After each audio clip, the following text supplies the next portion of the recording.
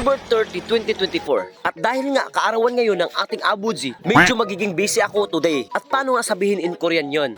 Ganito kasi yun eh. 예절담연 저는 할아버지는 생일 축하했기 때문입니다. 그래서 제가 바쁘다. Di ko alam mga katsinggo kung tama ba yung pagkukonstruct ko ng sentence into Korean. Kayo na lang mag-correct. Open for correction tayo mga katsinggo kasi hindi ako nagmamagaling dito. Baka meron na namang ibang magagalit dyan na nagmamagaling na naman ako. Tingnan mo, masarap tuloy ang sabaw ng tinulang manok. Aba may pachisdog pa. Yan pala yung hinalo sa palamig namin today. Matikman ko nga kung ano yung lasa nang makalimutan na lahat ang problema. O diba, kitang-kita naman mga kachisdog, mga katsinggo na nagmamantika pa. Yan talaga ang tunay na sabaw ng pambansang manok sa probinsya. So fast forward tayo mga katsinggo. Aba, tinamad na naman dito si Kaybags mag-edit ng mga long video. Paano ba naman singgo hindi ka tatama rin? 2 days, 2 views na yung isang video ko. Ikaw, mag-edit ka pa ba? Kung ako ang tatanungin, syempre oo. Abay, dinadaan mo sa istorya, ipakita mo na yung litson nyo. Kung ako sa'yo mga katsinggo, mag-scroll ka na. Kasi maglalaway ka lang sa litson ko. Abay, wag puro litson, ipakita nyo rin yung view. Bunsong kapatid ko pala yun mga katsinggo. Gusto niyang maging bida sa content na to pero ako hindi ako papayag kasi gusto ko ako yung bida dito. At ayun na naman siya oh, siya na naman yung nakikita sa video. Napakaganda talaga dito sa probinsya mga katsinggo. Alam nyo ba kung bakit? Magagawa nyo yung hindi nyo gusto. Ay mali pala, magagawa nyo yung gusto nyo. O diba may patinapay na si GM dito? Dumating na rin yung dalawang vlogger dito kaso tinamad pa silang mag-video.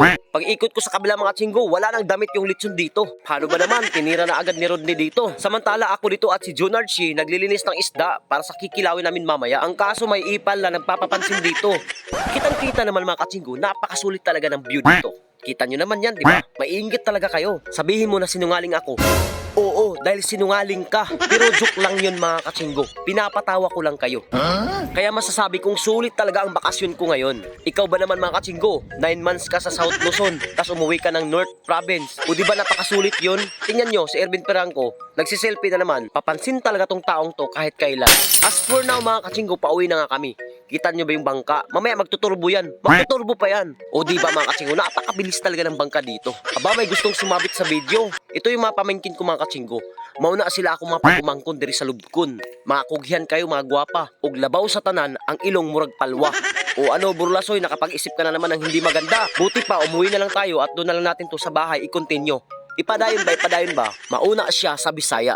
At dito na nga matatapos ang kakulitan namin mga katsinggo. Grabe yung pagod namin dito pero sulit naman talaga. Sumakay na naman kami ng sidecar. Alam nyo ba mga katsinggo bakit tinatawag tong sidecar? Kasi yung side, may car. Kaya sidecar. Grabe si Junard Shi, tahimik talagang nag-aangkas dito sa likod oh. Tingnan nyo naman, magkukurya na yan mga katsinggo. Ay sorry, baliktad pala yung camera. Ayun mga katsinggo. At yun nga mga katsinggo, hanggang dito lang muna yung video natin ha. Kasi medyo pagod na rin si Kaybags eh. Kailangan niya muna dito ng long lasting relationship. Ay stay, magpahinga.